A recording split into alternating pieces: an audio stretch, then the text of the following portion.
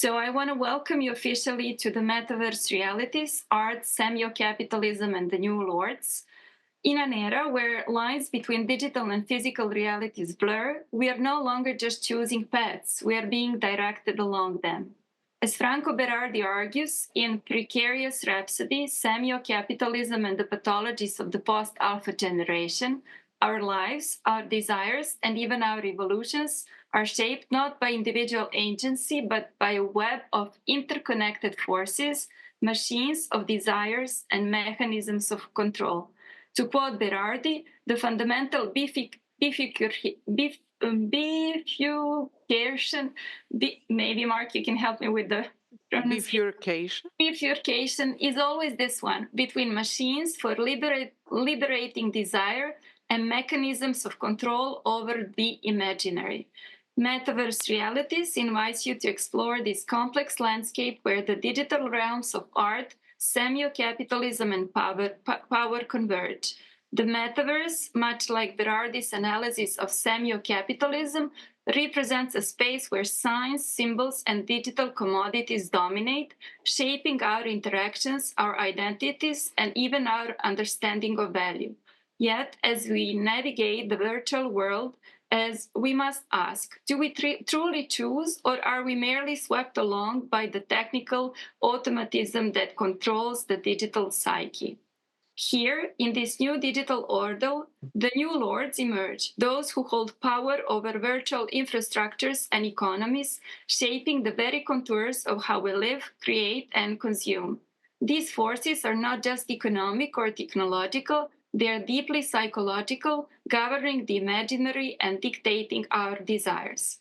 I have the pleasure of introducing a remarkable group of practitioners joining us from Ljubljana. Hello, Tanja. New York, hello, Mark. Belgrade, hello, Nikola. And Hangzhou, hello, Ziyang. Each of whom literally have skin in the game, bringing their first-hand experiences and deep involvement to the table. So, guys, I appreciate it. And because you're such a remarkable practitioners, I would like to ask you, Tanja, because ladies, they have to come first. What is your metaverse reality? Oh, well, thank you everyone for inviting me first. As Maja said, my name is Tanja Vujinović, and I'm very glad to be here with this group of amazing people. Well, metaverse for me existed ever since I logged into internet for the first time. So it's been coming and going in waves of popularity ever since. And as a coincidence, just yesterday I've received congratulations from Second Life for turning 18. That was my res birthday from one of my accounts in Second Life. So having said that, I want to say that I was always trying to use internet as a space for showing my art. And depending on the technology of the time, sometimes back in the day that was experimentation with the JavaScript, with the Flash, and so on, with like smaller plugins and shorter videos. And I, of course, always kept one eye on what was going on in Second Life, although I did not have like a massive works presented there. But it was always interesting for me to see how these interrelationships form among people who take on diverse roles, change avatars, explore different identities, how like monetary system is being developed there. And I also followed a lot of other amazing artists who did publish work in Second Life many, many years ago. And to scroll forward in time ever since Unity 3D became publicly available for everybody to use. In addition to my audiovisual art practice, I started using game engines as medium for my work and my installation. And at the beginning, that was only presented in on a desktop or as a projection where a visitor can walk through the environment, or the video documentation of a walkthrough through the space could be presented. And of course, I was always interested in reading like media theory and game theory and all the aesthetics and philosophy, and also popular culture related to gaming was always very interesting and inspiring to me. And very soon, when VR technology also became widely available, that's questionable. I mean, it's still not in like a wide use, but when I could, as an individual, program the stuff for VR, I started doing that as well. And I made a few quite successful applications for VR, but I always felt lonely there. And I was dreaming how amazing would it be to have other people join me, where I could like discuss work more and even explore this yet another alternative option of disseminating artwork. And I was like generally very interested in that topic always.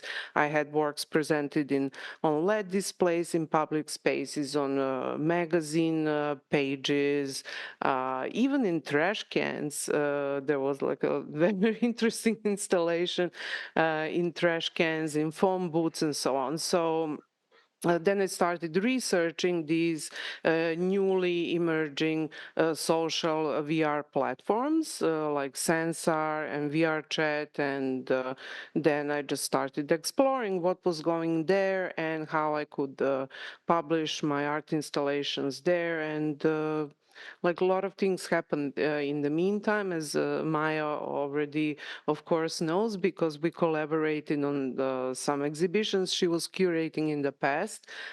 It was a very interesting experience that still exists, because a lot of these installations are still published and widely available on these platforms, where, unlike in traditional art spaces that I, of course, appreciate tremendously, and it's tremendously gratifying to show art in traditional gallery or a museum or in a festival. Having a work published on these platforms brings another level of like maybe even impulsivity or spontaneity of people who might be more open to tell you what they think or how they enjoyed your installation, or what they would like to see in the future. So very, very interesting experiences that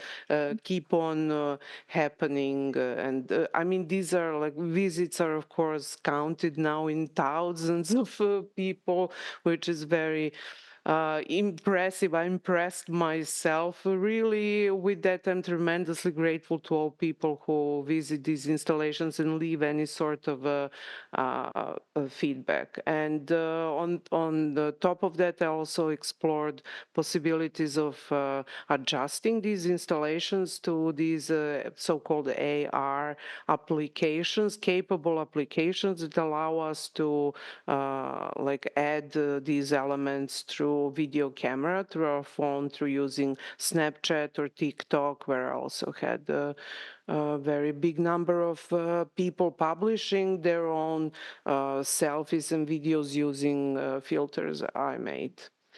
Thank you, Tanja. Knowing you, I know that you take part, the big part of your practice is the community that you're part of, the metaverse community, because often you would practically say, I have to attend this and that event in the metaverse. So you co-share the existence in both of these worlds. And I think that gives you also possibility to understand both of these worlds. And when we try to transpose what you did in the metaverse in the white cube. It was a very particular curatorial challenge. Or when we wanted to perform an exhibition within the metaverse, that was also a challenge. I always remember this particular idea that we cannot, and the concept of not being capable of reproducing the physical reality of a white cube in the metaverse. It just doesn't work there, because some of the avatars, they come really small, and some they come as big as giants. So if you position, for example, a painting on the eye height, the usual eye height, it just doesn't work. So basically we need images that can float through the space. They will not be on the wall. We just, as curators, should not never reproduce the physical reality. It's a totally different story when we want to show your work in a white cube. But this is not the talk about curatorial. It could be another seminar about how to curate in the metaverse. Maybe now it's a good point and a good moment to ask Mark and Ziyang, because I had the pleasure of seeing their game, the game that they made, which premiered at this last summer at Luxembourg. It's an institution called Electron Luxembourg. And could you tell me a little bit more about the future forecast, how it emerged? Do you see it as a metaverse? Do you only see it as a game? Could you elaborate on that? Is that your metaverse reality, basically? Yeah. Mark, maybe because you are from the coding side also. So that specific project, Future Forecast, that you wrote so amazingly about, and thank you for your words around the whole show at Electron. We started. It's a little weird to talk about because I feel like we made that like 3 or 4 years ago, but it kind of started off. Like one of the impetus for that project was like Benjamin Bratton's idea of like the stack model of planetary scale computation.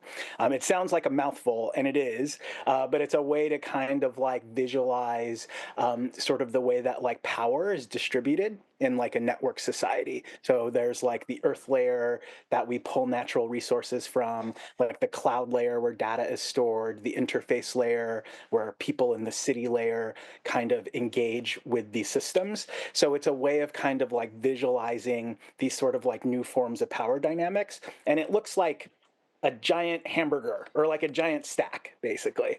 And where we started was we wanted to take that stack, that kind of addressed all of these different ideas about like the rearranging of power, what draws from where, and all of these connections, and make it into like a platformer game like Super Mario, where you could like jump from level to level to level. And we were specifically kind of interested in looking at sort of the evolution of like metaverse economies and metaverse networks in like the developing world, in like Southeast Asia, like the Philippines where I'm from, and then sort of like the links with sort of like new Chinese policies. Ziyang, what do you think? Yeah, I think Mark very much summarized our, I guess, initial intention, and also like how we build the work. The stack model theory was extremely important or inspiring for us in this project. And going back to your question about the metaverse, our understanding of the metaverse or metaverse sort of reality is that I mean, of course, there's no like shared understanding of what metaverse is, but I often goes to John Rudolph's sort of the 7 layers of the metaverse, which is kind of comparable to the stack model that we just mentioned, which is a 6-layered model that includes like what Mark just mentioned. There's Earth layer, which is kind of related to the idea of the infrastructure layer in the 7 layers of metaverse. So to continue the 7 layers of the metaverse, there's human interface layer, spatial computing layer, creator economy layer, discovery layer, experience layer. And so when we think about or at least when I think about the metaverse, even though like today we don't talk about that much, but for example, artificial intelligence is definitely a huge part of it, which is again also linked to the infrastructure. Where are the data centers? Where are they locate? What are the capability? What the government is doing? And all these are part of the physical aspect of the metaverse that we kind of like don't talk about that much.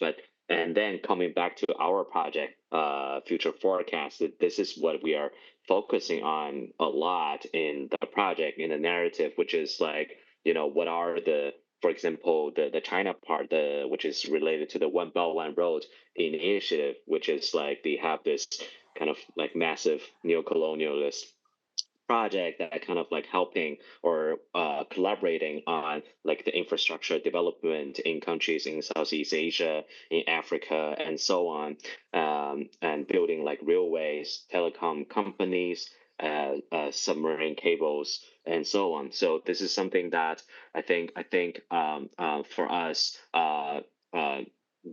sort of what we were trying to explore, and how these sort of online, offline, in real world kind of virtual experience are all intertwined, interconnected to each other, and they are kind of like even like hidden impact in between. So this is what we're trying to explore. And going back to your question about the metaverse, I think this is also how we understand about the metaverse, the idea of it, and metaverse reality, and so on.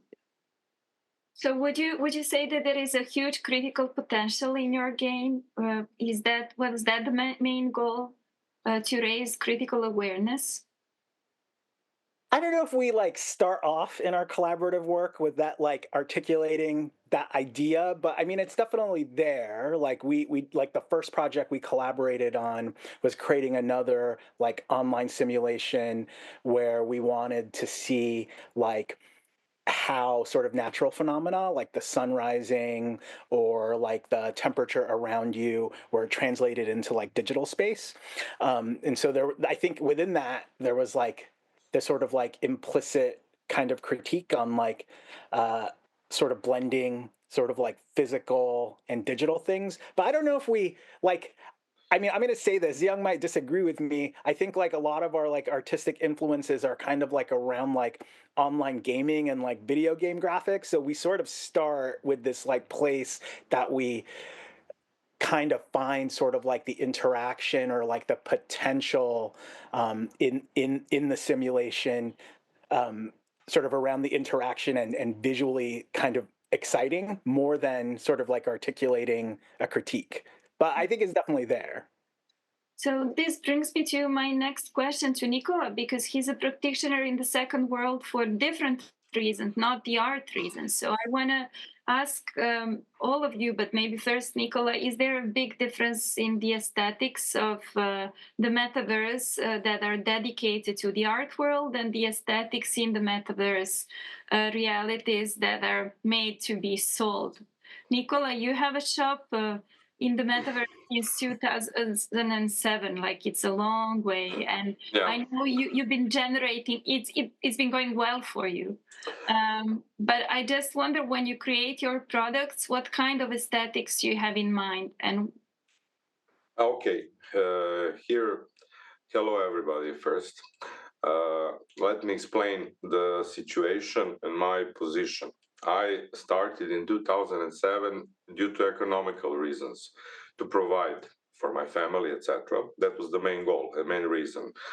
I was online since 1999, when the first modems were here during the bombing, and I was having fun with online gaming since then. For a long time, I've been studying, etc., doing whatever. And in 2007, I came to idea because a friend of mine was already involved. He showed me the workflow and some basic functions, and I was like, okay, let's make some money out of it. Simply put, because I was not much interested in the art, because I'm not artist myself. However, I'm a practitioner. What I like to do is, for example, if Tanja makes some idea, because she is an artist, I will implement it in real life. Let's say she imagines some interior decoration, and I will work, my brain will function in accordance to that to put that into reality.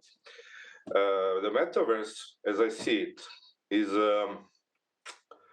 at a stalemate at the moment, because there was a peak in 2008, 2009.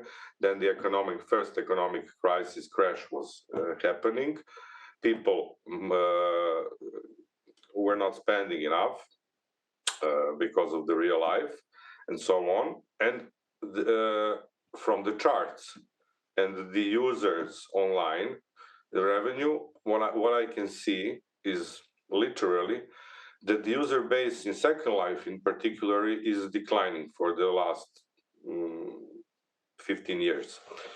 Nowadays, there is like 1/3 of the population that was present online back in 2008. During the COVID pandemic, there was a slight peak since people were physically not able to move around. And that's the current situation. The Second Life by itself is in decline because it's an obsolete platform that is being upgraded. However, the code base is not good enough. The idea was great. However, the implementation after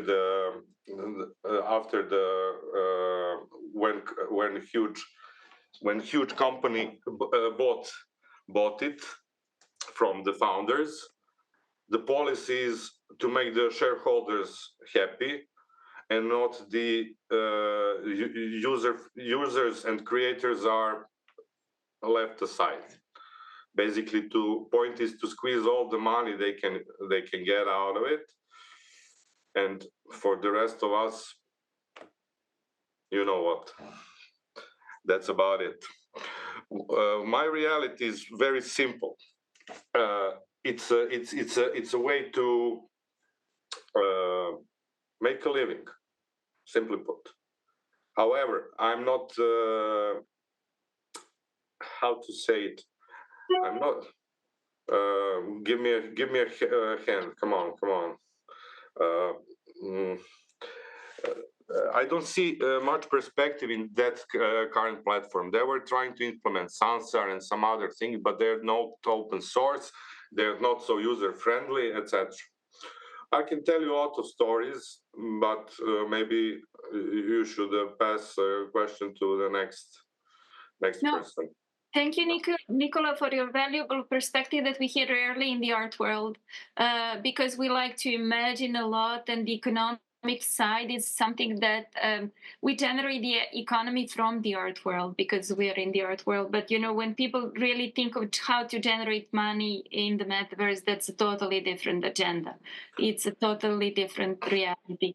I'll explain you. I will give you simply my explanation exactly how it happened. I was like, okay, let's think of something. What is the most lucrative business? Fashion design. Okay, let's make some fashion. I was like, okay, I'll make an avatar, make it a female, I'll make it appealing, etc. Make some clothes and so on. It was a mediocre start. However, then I figure out that there is a huge potential in furniture and prefabricated interiors. And I was like, okay, let's do it. Come on. And I was making the workflow myself, not without any prior knowledge. I studied completely different stuff. However, I was familiar with computers and English. And basically, I learned Maya from Autodesk from scratch. I learned modeling, polygonal modeling, nerve modeling, animations, rendering, and so on, baking textures. And I learned from start, and at the certain moment in time, in around 2008 till 2011, my brand was one of the top, if not the top one, the synonym for quality for furniture and skyboxes, virtual reality like structures and so on. People were it was a hype at certain point of time.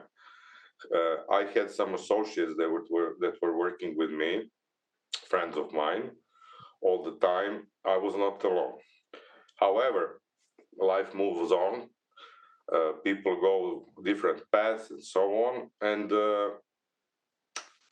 I stayed, how to put it? It's interesting to a certain point, but then comes the part when you realize that you are not creating anything with your hands. You're not doing anything practically. You're only in the virtual world, and that is the downside of it. Loneliness. Most of the people who are visiting Second Life, for example, because it is the still major platform, I'm speaking from experience, are either creators. Let's say there is 3 to 5%.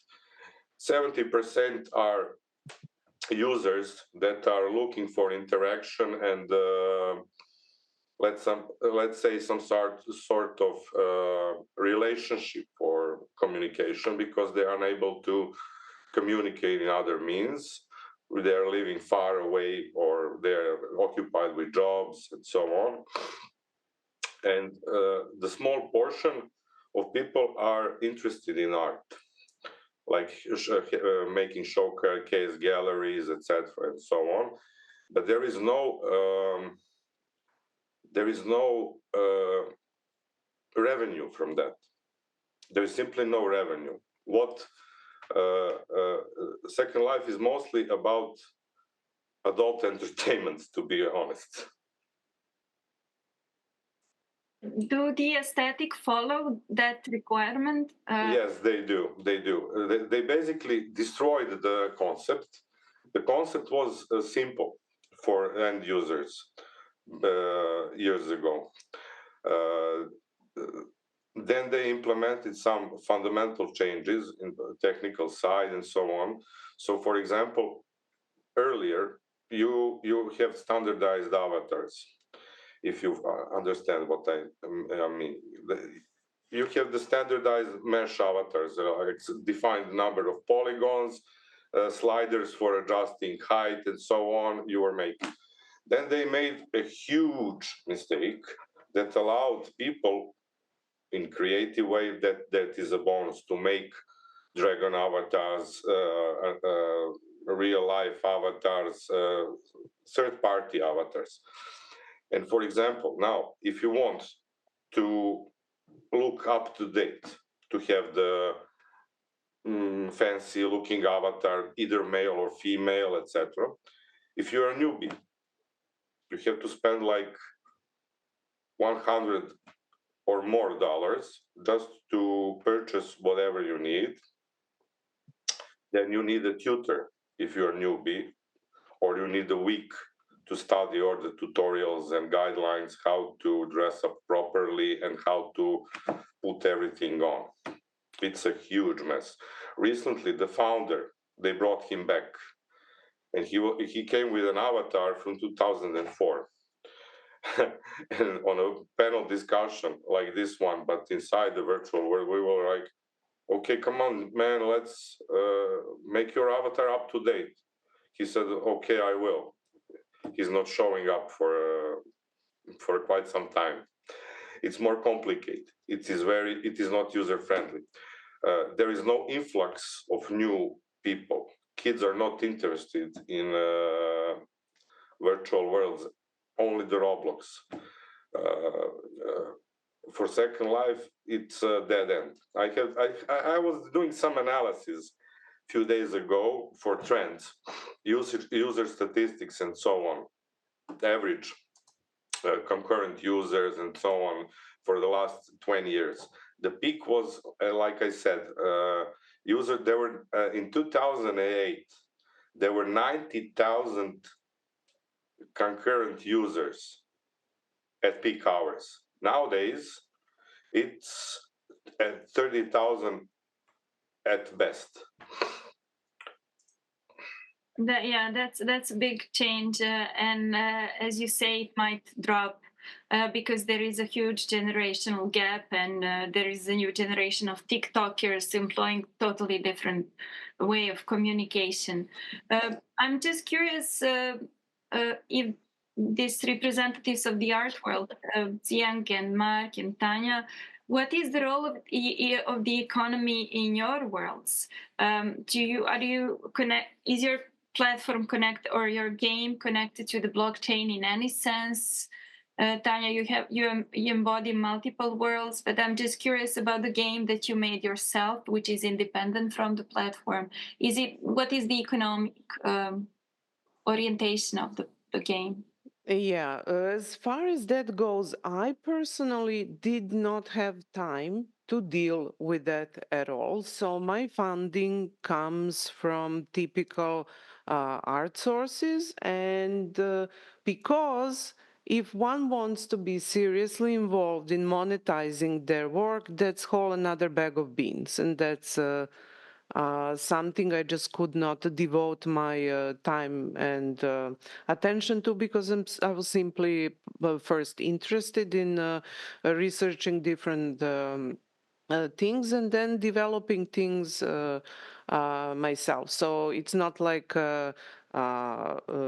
that's the only reason. So I can't really comment on that. I just can say from a lot of my friends' experiences that these things might be successful at some points and then they might slow down a little bit. And for that reason, people do go to different platforms and just simply have to branch out and not stick to one particular platform. Because just like in real life, only a handful of people will really start to be like standing out financially and be able to like continually have some sort of growth, as we have all heard, like some millionaires being created from just selling real estate in Second Life and so on, and which are very rare examples. Like the rest of people are just like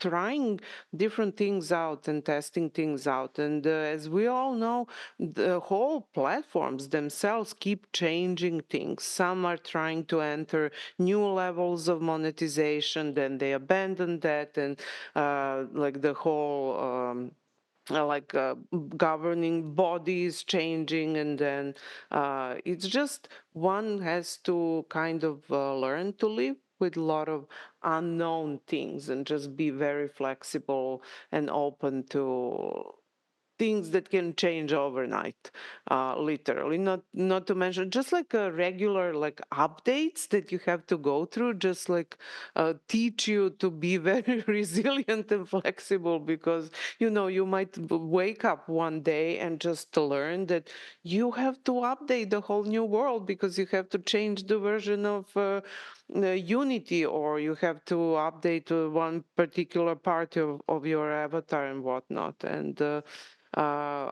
I mean, I've seen like a lot of people selling different stuff, either like avatar clothing or whole avatars on different platforms, and like the whole platforms might just disappear overnight, or they might grow tremendously. So it just we need to be flexible, and I always choose myself to focus on positive things. That's in general my attitude also in like working on projects and showing art. And I think that that's partially also how I involve like being critical about certain systems, is that I want to amplify what is potentially good about certain situation or platform, and in that way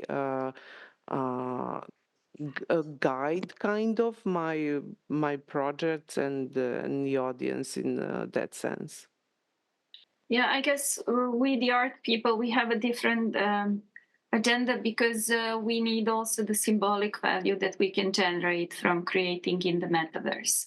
But I'm just curious about the Ziyang, the symbolic value, or like a different kind of social capital in terms of Pierre Bourdieu, French sociologist.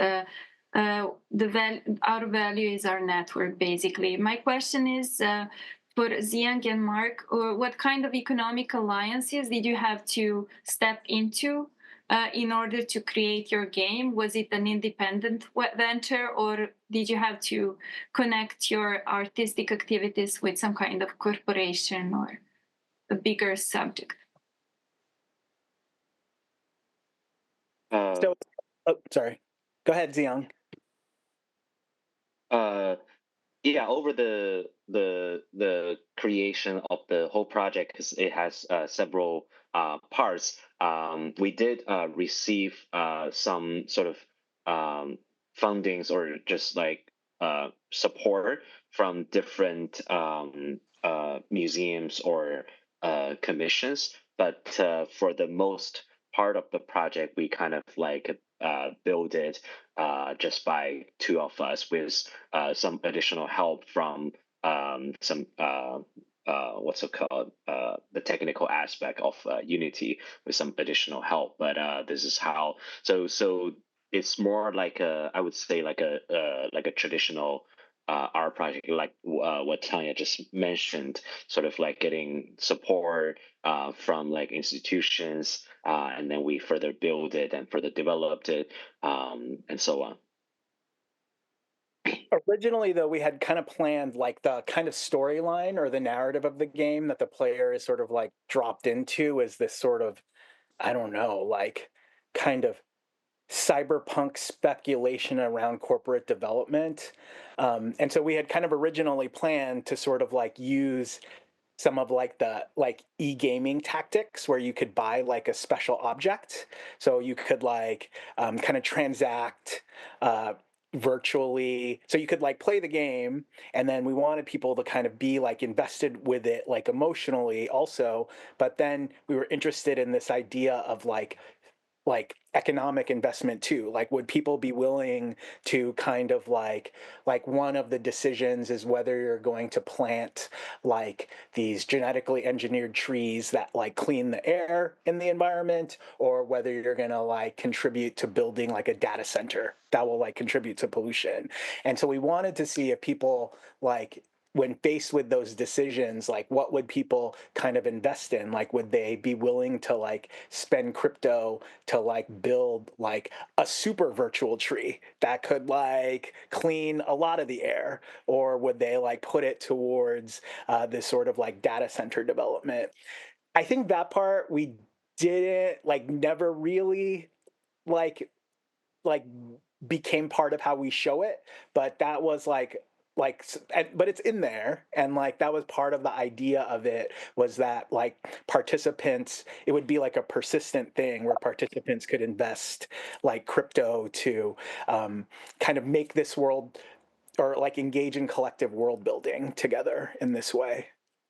So is the game connected to the blockchain or at all, or Not the version that we show now, but originally we were like super into that idea. Like we might, I don't know, we might.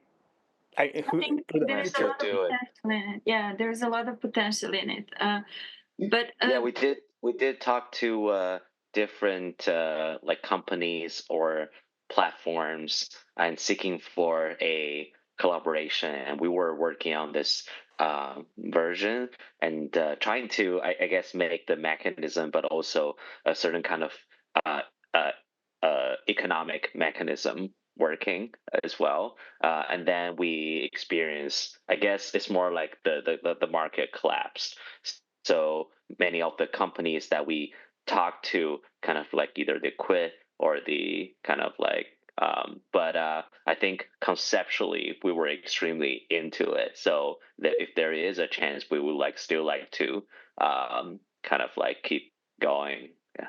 Were you approached by a bigger company, and did somebody want to buy the game? there was like some initial interest, but it never really like, it never that aspect of what we were doing, I think never really like it just never really became the big part of the work, even though like we were really into it, like connecting it to the blockchain or building our own blockchain infrastructure around it. Like we wanted to mint our own like tokens and currency that could be used within the world. That part, I guess we just never really, that part never really materialized. But I remember there was some like corporate investment talk for a little bit, which was new, I think, for both of us. But that maybe went the way of, things were moving really fast at that time. So it was just one of those things that didn't materialize. Okay, because I saw in the game there are many different identities that you can pick up, and there. Can you tell us a little bit more about these identities, and do you consider them as avatars, or characters in the game? They're super progressive, many of them, and hybrid. They have hybrid identities that they embody. So Ziyang actually, that was like something that Ziyang worked kind of a lot on, was kind of creating these characters that are shown in these like light boxes, but also in the game. So maybe you could talk more about that.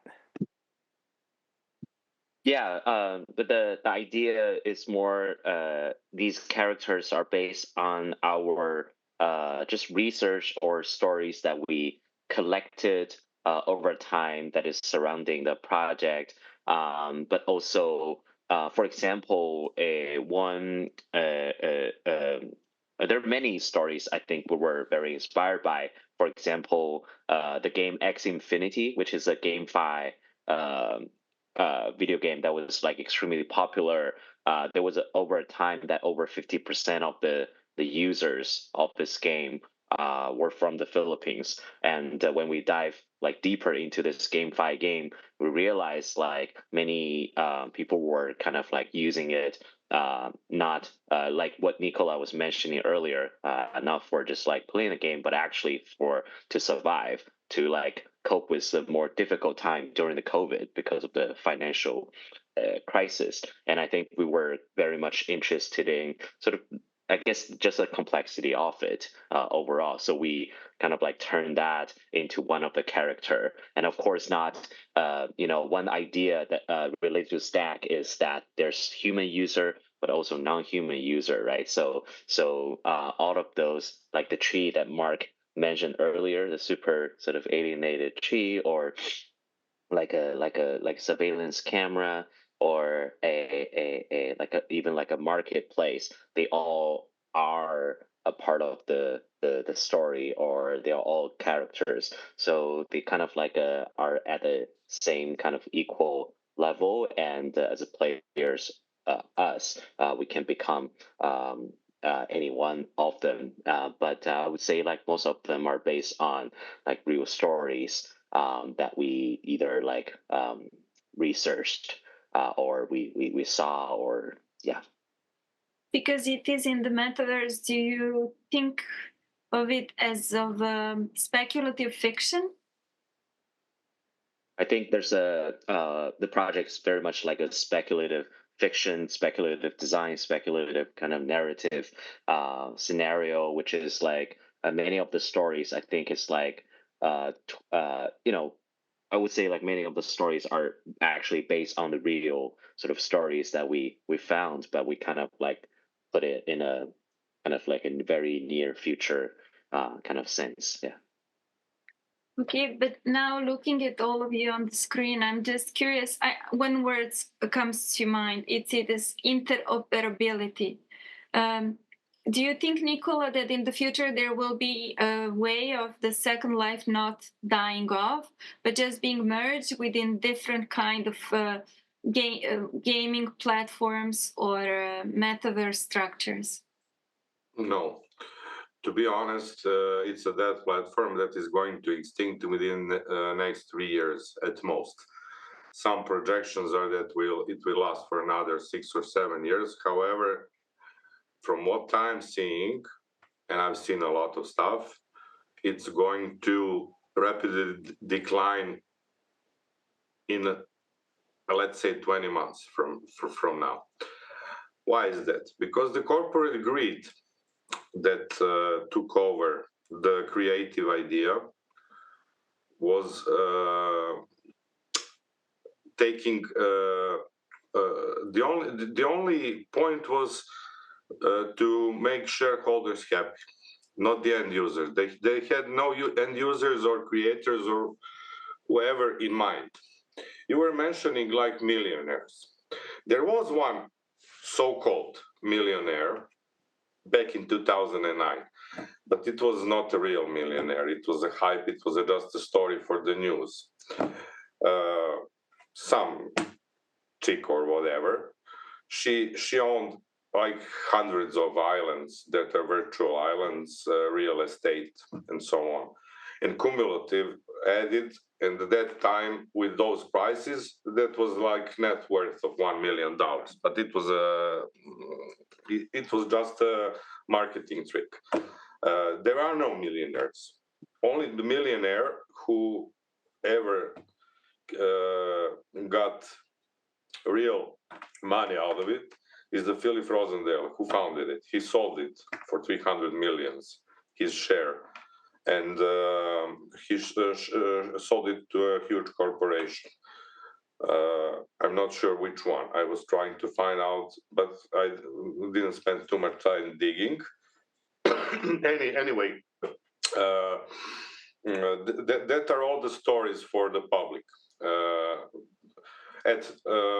At best, the best creators that design, let's say, avatars, bodies in particular, and such things, heads, so on, they are making between 5,000 to 10,000 euros per month. We're making. Nowadays, it's relative because of the competition. Second Life is not going to evolve. That's completely out of the question, because the game engine itself is based on the Half-Life engine that was made ages ago. It's an obsolete engine.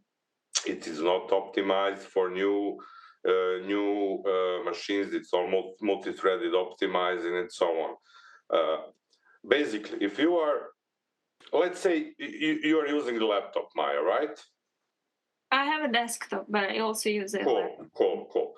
Most users in Second Life and most of the games platform are like, let's get a laptop at a discount for Black Friday or Walmart or whatever.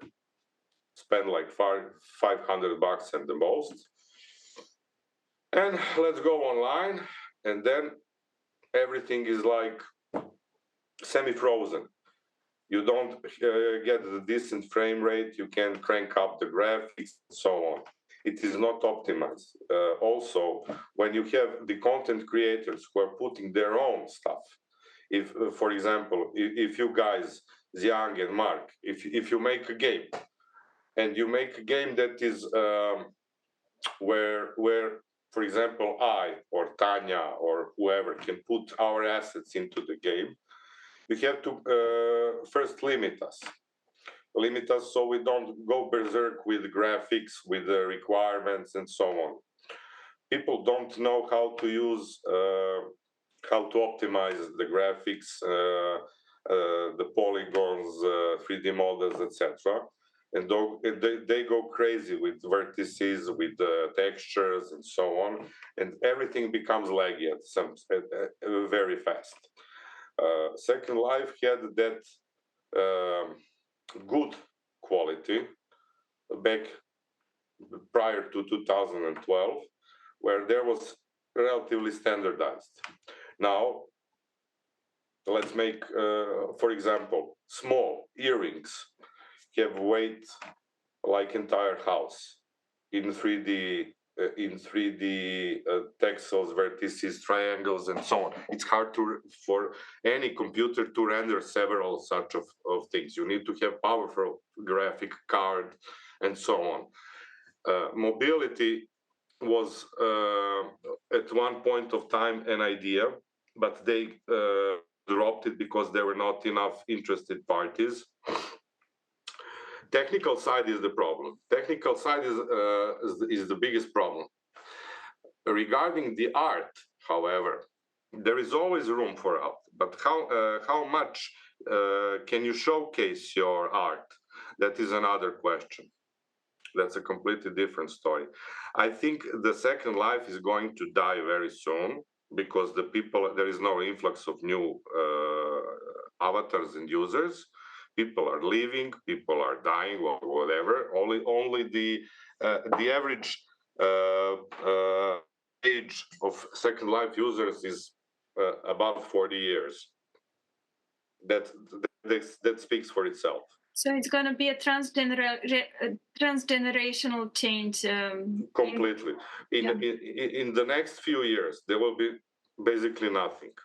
There will be nothing in foreseeable future that will be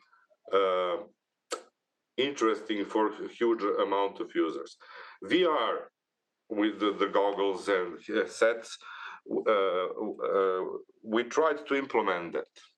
However, the technology is not good enough yet. It makes your head want to pop up because of the flicker and so on. The VR technology is not on that level. There are some new signs. Apple is like developing some new technology that can be immersive and functional, but regular VR sets for like Oculus or whatever, you can use it for 15 minutes, then you have to go to put your head under the water or shower or do something because you're mostly likely to get a headache. Okay, but during the pandemic, it was a necessity. We had to escape. Escapism was a big part of the metaverse. But now, listening to you, it seems that in the art world, and this big hype around the metaverse is just an artificial hype. That the reality of the metaverse it's much more slim. I'm talking from my own perspective because I make a living out of it. I'm seeing the charts, I'm seeing the indicators, I'm seeing the statistics, I'm seeing the user base, I'm talking to people and so on. I know what is going on in Second Life. However, on the other side, I see my daughter playing Roblox all the time. Yeah, Roblox is very popular with younger generations. Minecraft. Yeah. Minecraft I have a couple of things to add as well. Tanja, I wanted to ask you because knowing, thank you, Nikola, for your input. But Tanja, knowing you, I know that the social interaction and the community you belong to in the metaverse is really an important part of your life. And even the NFTs that are now just almost dead had a big component. One was the community, the other was art, and the third component was technology. Without any of these components, it just wouldn't work. The community push was really important for the NFTs.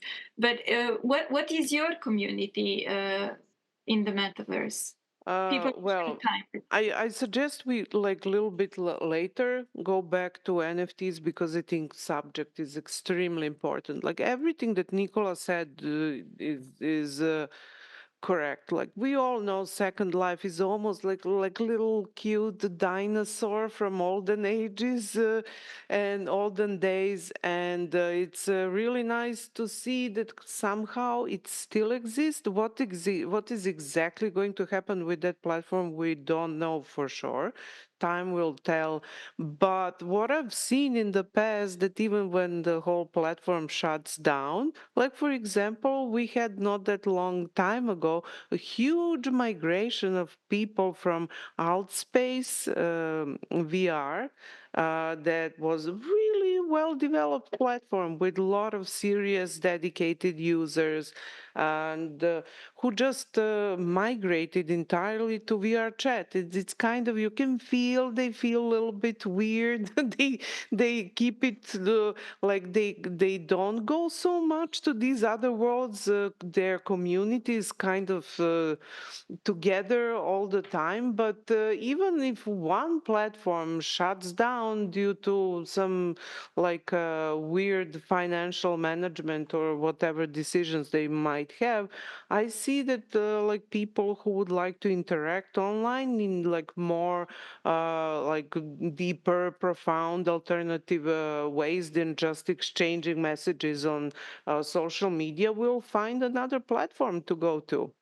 And regarding all this talk about utopia and going to virtual worlds, I mean, people were immersed in virtual worlds since books appeared, in novels, in poems, in music, in worlds that musicians created. Not to mention all of the effects in movie industry, in commercial arena, with all of the advertisements that is like in many decades in the past and nowadays, that supposedly real imagery that's presented to us as something authentic and real has been put through ton of filters that adjusts are adjusting human faces and backgrounds and so much of those post-processing. So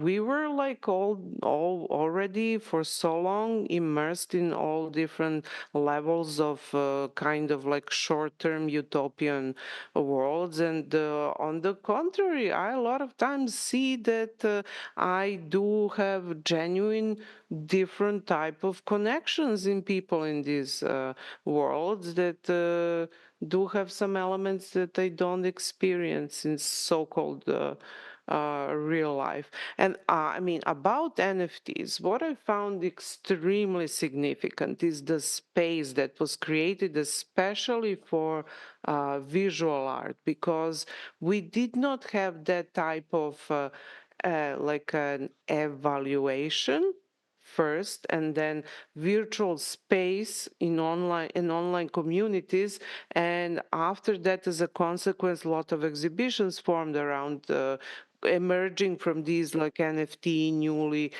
created communities and so forth, because unlike music, where we have many systems to digitally verify and register audio file, we still to this day don't have such service for visual art or any like visual imagery or video, where you could already have like algorithms indexing immediately if you, for example, Maya, published your image somewhere and you verified it as yours, and then you would have like an algorithm immediately announcing on YouTube that this image is registered and it belongs to you.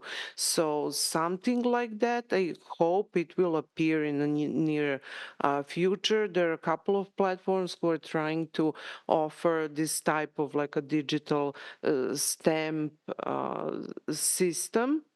And I'm seriously hoping that this will happen. Not to mention that I would really like to see the whole NFT and crypto space becoming more available, easier to use. We do see slowly things improving. They're trying to like create like a super network that will connect all of these like different layers and make it all like easy, accessible, and more available to all of us, because to this day it is a big, first, it's a security problem. People can't catch up with all of thefts that might happen, and they're do happening. And I hope like all of this is going to be improved in the future. And I do see that there's a lot of work being done in this space.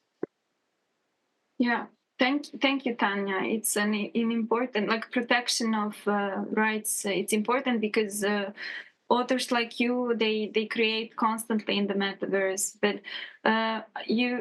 how many words did you create so far? Do you have a number? I don't have exact number, a lot. There's a lot of also like in between versions, because a lot of times, although I do have like almost like this fractal general concept, and then I might take like one element out of it and then like build new thing on top of that, almost like taking the seed out of one project, just placing it somewhere else and like building around it. So there is a lot, like currently maybe around like a 10 fully functional worlds that I update regularly on VRChat, around like 6 on Sansar, which is also another beautiful platform that I sincerely hope will survive, because it's very unusual. It was beautiful while it was full of people at some point, but for some reason people migrated elsewhere.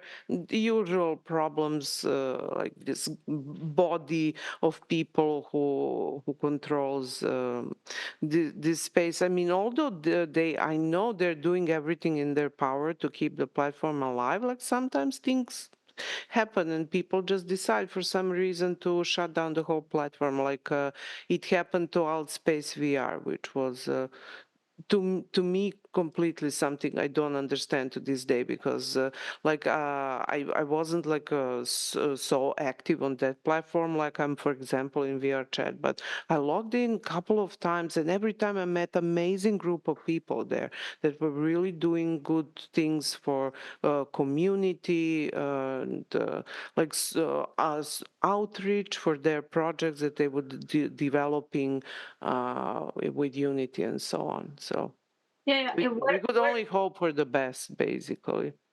Yeah, but working with you, I was amazed how beautiful your avatars are. And then we talked, and because you meet other avatars in the world, and it turned out that the identities are a little bit in flux in the metaverse. And that when you start to talk with a certain avatar, and it is a female avatar in the metaverse, it turns out it's a man behind the keyboard. Is that a common thing, or does it happen very often?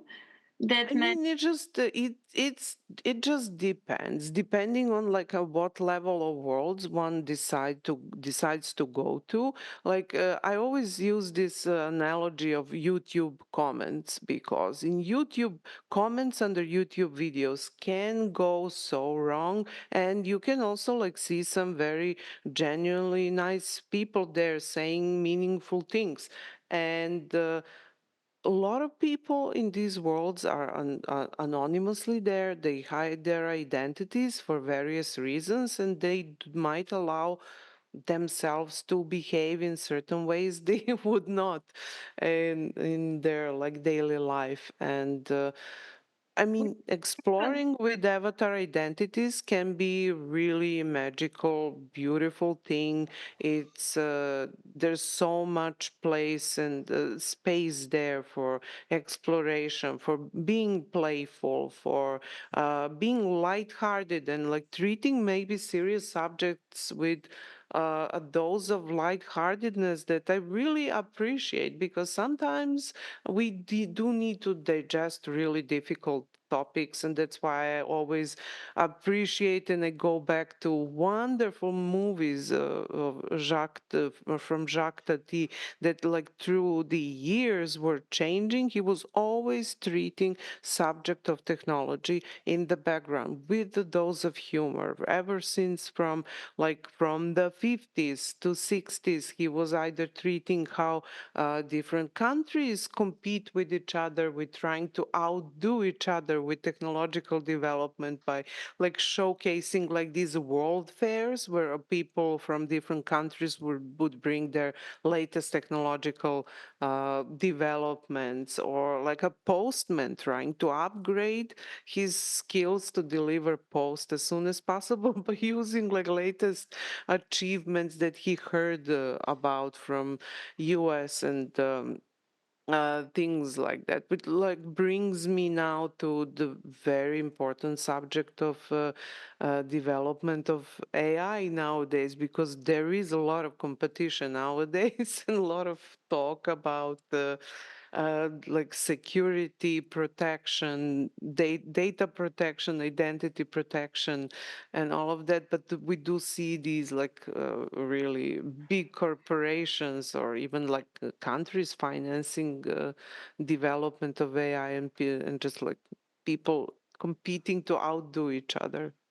There is something that they call even the war of different entities in China, because there are so many AI-oriented corporations at this moment. Some that are super visible and some that are less visible in the public global arena. But Ziyang, maybe because you embody like the best of both worlds, and because I'm totally aware from my personal experience that the Chinese scene is so different and a little bit more advanced in terms of technology.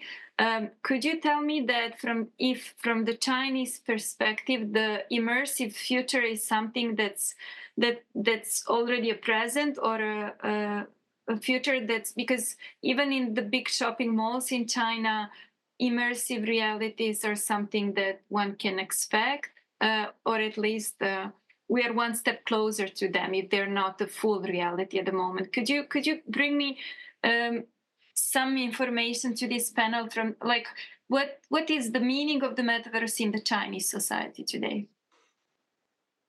Yeah, I think I do have some observation, even though I was, I guess, like what you mentioned, like we as artists, we jump from here to there. But I think from my observation, there's several things that may be worthwhile to share. First of all, there are certain governments that do have their official kind of support on the metaverse.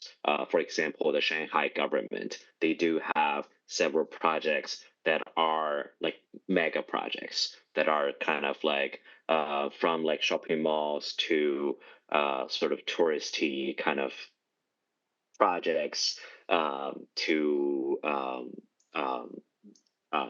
what's the word? Yeah, like different kind of institutions. So they are doing like different kind of infrastructure kind of development, but basically there are sort of one side, there are governmental fundings from certain kind of local government. That's one kind. The second kind that I observed, which is extremely popular in the past year or two, is LBS, location-based experience, which is what's the word? I think that the most famous one was the Lost Egypt or something. It's like a, it's not art. It's just like very fun experience, kind of fun house thing. But the idea is like you have a gigantic space, for example, in the shopping mall, like a kind of like almost abandoned space where they just they get a space, it's very cheap price, and then turn that into kind of like a museum size location-based experience where over 100 people could wear the gargle and see the same thing. See the same sort of virtual, they see each other, right? But they can also interact with each other, which is a technology that is from 10 years ago, but somehow got extremely popular last year and this year, which is also something I haven't really seen it, because it does takes a lot of like, supercomputers and mega sort of structure to kind of like handle over 100 person, not virtually, right? But in real space where they can physically interact with each other. So that's the shopping mall story. And about AI, that's another story, because I live in Hangzhou, so there's many big AI tech startups. Yeah, I think kind of like, it's a big story. Even the story of the metaverse, it's like, imagine we had 1 hour to talk about the universe. It's just like, what angle do you take? It's just like, and now we have 1 hour to talk about the metaverse. But yeah, I would like to ask Nikola and Mark, what are their predictions for extended reality, and do you think it's going to become a reality in the future? Mark first, because he's going to fall asleep.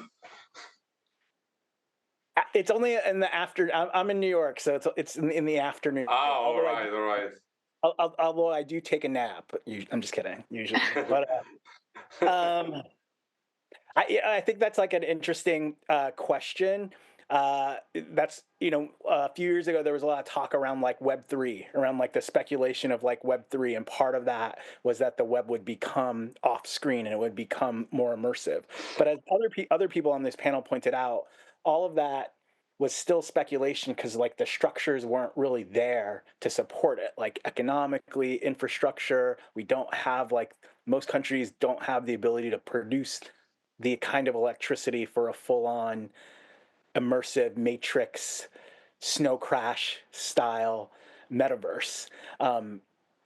So my maybe less of a prediction than an aspiration is, one of the things that I think is present in Ziyang and I's work is kind of creating these like non-corporate mediated spaces online or in the metaverse, creating our own platforms through like a push and pull with existing sort of tools and engines.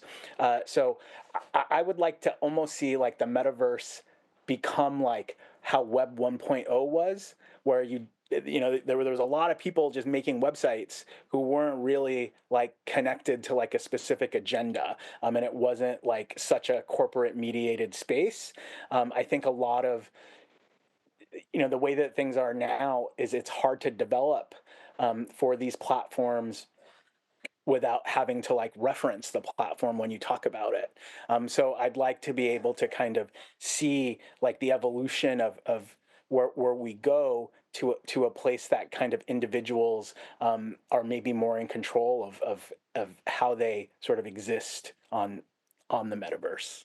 It's a good point. Yeah. Nikola, maybe briefly you could add your opinion, and then I would be happy to open, because also I know I'm quite aware of Ziyang's time. It's 2 a.m. in the morning in Hangzhou, so I would like to open the floor to a couple of questions after Nikola finishes. Yeah. Basically, I have nothing much to add, except this is only the beginning. It started back when prior to iPhone, everybody is spending like at least 2 hours a day on a goddamn phone. First it was fun, now it's part of our regular lives. New generations are being raised and growing up with phone in their hands. Only way for metaverse to be implemented in future is so it becomes a handheld or mobile thingy. That's my opinion. Regarding the metaverse, there is a lot of back code and hardware behind it and so on, because the development in the recent years is mostly focused on mobile chips. Qualcomm is one of the leading manufacturers, so is the Chinese MediaTek and so on.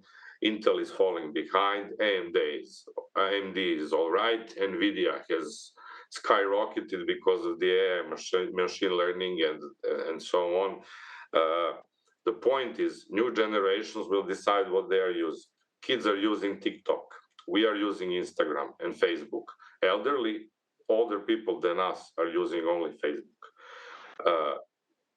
Every generation has its own platform, reality, and so on. Kids are not interested even in installing software if it's not like 2 clicks, yes, okay, buy, everything pops up and it works. I'm just talking realistically, because I have three children of my own, 17, 15, and 11. They are lazy to invent. They have no. But it's not only them. It's all the kids in their generations. No lack of imagination. There are some exceptions. Regarding the AI, that is not just the hype. That is the new reality. Unfortunately, my predictions and some indicators are showing that lots of jobs are going to disappear in next couple of years due to AI implementation and so on. Art is not jeopardized at the moment. Film industry is, music industry is, but art itself, if you are an artist, if you are authentic, you will have your space. That's what we want to hear from you. Like, our future is about it. And I'm just yeah. I'm optimistic in regard of that, because everything that is virtual remains virtual. Everything that you can see with and touch is a completely different story. That's why I am myself trying to move away from the metaverse and virtual worlds, because I'm tired of staring in pixels. I like going out. I like hanging out with people. And I like having a coffee in a coffee shop instead of premises of an apartment or house, and so on. AI is going to take major role because of the. I mean, just check the indicators and Google what are the investments in AI clusters recently. Those are publicly available information. Those. Imagine how much is being invested without public knowledge. Yeah, but that's AI is a completely different topic. We are still. I mean, it's gonna merge with the metaverse somehow. But maybe somebody from the audience, Peter, are there any questions or comments?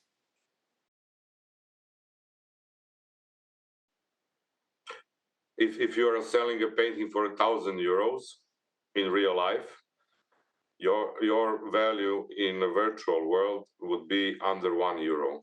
Yeah. But there is a caveat on that. You can sell as many as you like. Yeah, that really depends on who is selling, where is selling, who is it selling to. What is it, like a website platform, like a Sedition, where I also do sell some stuff? Yeah, or is it a crypto? Or if you're selling like items to be like a decoration in home in Second Life, then I agree. It's of course like that level of like a poster, selling a poster in real life or something like that. It just really depends. I think it's a good point, because in the art world, everything is dependent on a context, and we have our own context. It's very specific. So the market of the art world, even if it's virtual, it's very specific and it's self-centered. So Nikola comes from the outside, and for him, it would be 0.1% of the price. But in the art world, when MoMA comes to buy your work in the future, or maybe your works are already some collections, because you all have been collaborating with many important museums. Ziyang and Mark, for example, with the new museum in New York, and Rhizome. So these are all important leaders in the field, so to say. But if we would exit the art world, the status of the art piece would be something totally different, because there is always this question of the status and the value, and that depends on the context. Do you, as participants, have any questions? Do you mean the interoperability, which is a word that pops up very often when it comes to the metaverse? But let's say, is the world itself interoperable with all the conflicts that we embody in today's society? If it's not happening in the real world, I think there are very slim chances to make the metaverse interoperable. But I would also provide a chance for the participants to answer to your question. Yeah, I mean, I can add that, yeah, surely there's a lot of people and platforms who now say that they are selling their assets or additions to worlds that can be used on any platform, or they might specify where they allow their digital asset to be used. It's just, as we said, it depends on the context and what person is selling. And I mean, I just have to add a little bit of something on account of what Nikola said. I totally understand like the sentiment after like inventing many years into building like a business on one platform, and things start to decline because platform is not being updated properly and so on. But I just see that it's very like almost necessary for us to really be resilient and not see things as like this dichotomies, like this black and white, that if I engage in once, I have to exclude the other, that this like virtual world, so-called metaverse, is opposite to my real life. I can still go out. I can still go out and see friends and visit exhibitions, and as I do exhibit in real life locations, that does not stop me from being present online, or even if I want to, I could sell stuff online and just add this as another place that will enrich my practice and lives of other people. So I just would like to see a lot less of these almost like alluded comments of people, especially of older generation, that because I've seen many of those over the years. Like back in the day when I started using 3D graphics, there were people who were horrified by the idea that I want to use 3D graphics in the space of like contemporary art and so on, with like addition of every like a newer technology. There are people who are really against something that they might just oppose to because they think it's just taking something older away from them. And I just think that it is our duty to try to be present, because our presence will make I mean, maybe not huge effect, but it will be small contribution to making these places like more valuable and filled with content we all like to see. Because if we just abandon these new places, like who are we leaving these places to? To just advertisements or? No, I don't think we're going to abandon them. I think in the art world and in life in general, it's really important to have alternatives. You always negotiate better when you have two offers than when you have only one, at least. I see that we are very limited with time here, constrained by KIBLA. And I could listen to Maja all day long. That's I could listen to all of you, I'm sure, but just like a brief closing sentiment on all of your sides, maybe 10 seconds each. I'm super grateful to have you on board. I appreciate it, and I hope this will be a start of some new conversation. 10 seconds from me. AI is the hype at the moment. For next 5 years, it will be hype. Then the new era of metaverse will emerge, and you will see that will occur. And we'll meet you there. Good game. Sure. Well played. GG. Yeah, I can only say thank you for the invitation, and it was like really nice talking to you all and hearing your opinions. And I think that each opinion matters, and that's how we go forward and make new plans. Yep. Thanks. And thanks again for the invitation. And it was nice meeting everyone, and vaping with all of you online was a really great, was great for me. That's an idea for a future avatar, an avatar that waves. And yeah, same here. Thanks, everyone. And thanks for the invitation. And I'm going to repeat what Tanya just mentioned, but I think to actually, I think just to listen, because we're so far away, like physically from each other. So our experience has been so different. So being able to just hear and just keep on absorbing is extremely important. And thanks for the conversation. Thank you. Yes, yeah. I appreciate it. Until we meet again in reality or in the metaverse or in KIBLA, perhaps within a frame of a festival in the future, one's never know. But good luck with your future endeavors, and thank you. Thank you. Thank you. Bye-bye. Bye.